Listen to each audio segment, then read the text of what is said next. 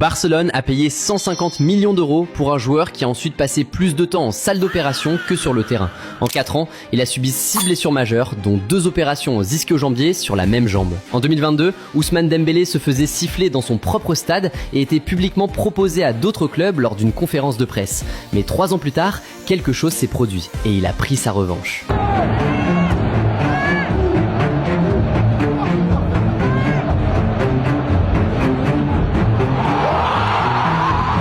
Tout commence dans une banlieue de Vernon, dans le nord de la France. Un jeune que personne en dehors de la France ne connaissait, à 18 ans, au Stade de Rennes, lors de sa seule saison chez les seniors. Il a marqué 12 buts et a terminé meilleur jeune joueur de Ligue 1.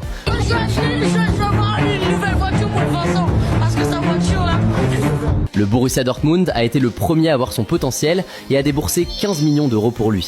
Une saison, 10 buts, 22 passes décisives. Dortmund a remporté la DFB Pokal et Dembélé a marqué en finale. La même année, il est devenu rookie de l'année en Bundesliga. À 19 ans, il était le prochain grand phénomène du football. Pendant ce temps, le plus gros transfert de l'histoire du football a eu lieu en Espagne. Le Paris Saint-Germain a payé 222 millions d'euros pour Neymar. Barcelone avait besoin d'un remplaçant, ils avaient énormément d'argent et cherchaient une superstar ou quelqu'un avec le potentiel de le devenir. Le Barça a payé 105 millions d'euros avec 40 millions supplémentaires en bonus pour Dembélé, le deuxième plus gros transfert de l'histoire à ce moment-là.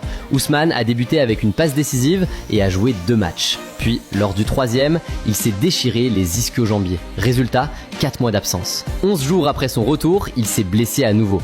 Lionel Messi a observé tout cela et a déclaré publiquement « C'est un phénomène et tout dépend de lui. Il peut devenir l'un des meilleurs ». Messi voyait quelque chose. La question était, est-ce que Dembélé le voyait lui-même? Entre 2017 et 2022, il a manqué plus de 100 matchs avec Barcelone. Ce n'était pas de la malchance, c'était un corps constamment brisé puis reconstruit. Encore et encore. Chaque fois qu'il semblait proche de devenir le joueur que Barcelone avait acheté, quelque chose de terrible arrivait. Lors d'un match de Champions League contre Liverpool, il s'est blessé après seulement 25 secondes. Saison terminée. L'année suivante, alors qu'il était sur le point de revenir, il s'est complètement rompu le tendon proximal du biceps fémoral. Encore 6 mois perdus. Et pendant tout ce temps, Barcelone perdait patience publiquement. Le contrat de Dembélé arrivait à expiration. Un journal espagnol a titré « L'erreur la plus chère de l'histoire de Barcelone ». Personne n'était prêt pour ce qui allait suivre. Lors de la saison 2021 à 2022, malgré le chaos autour de son contrat, Dembélé a joué le meilleur football de sa carrière à Barcelone.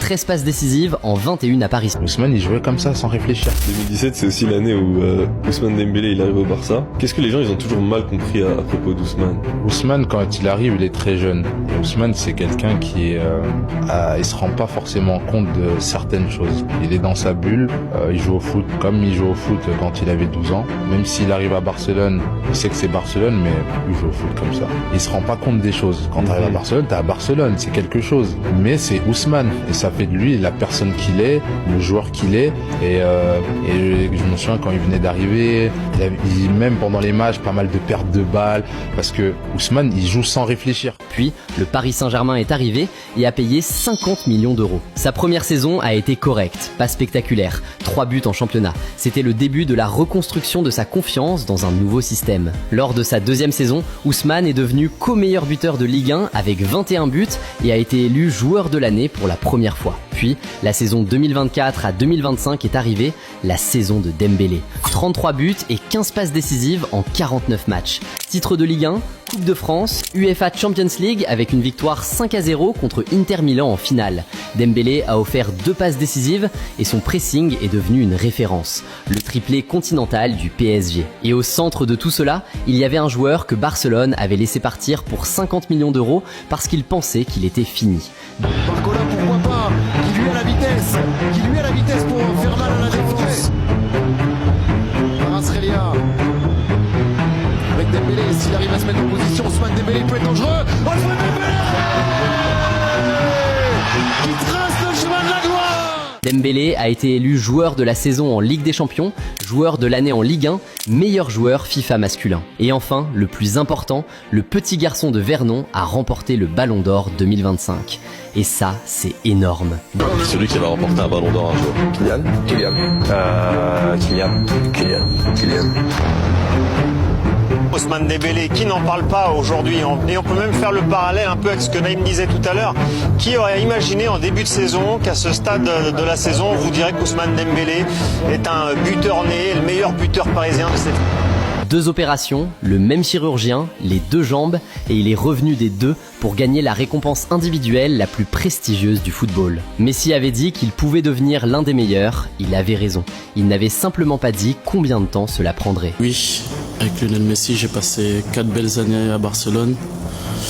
Voilà, c'est un joueur exceptionnel, j'ai toujours dit. C'est l'un des joueurs qui m'a fait aimer le Barça avec Andrés Iniesta. Et puis... voilà, je suis très content de l'avoir eu comme coéquipier. J'ai passé 4 belles années avec lui. Et dans le vestiaire, franchement, c'est une personne très simple, très calme.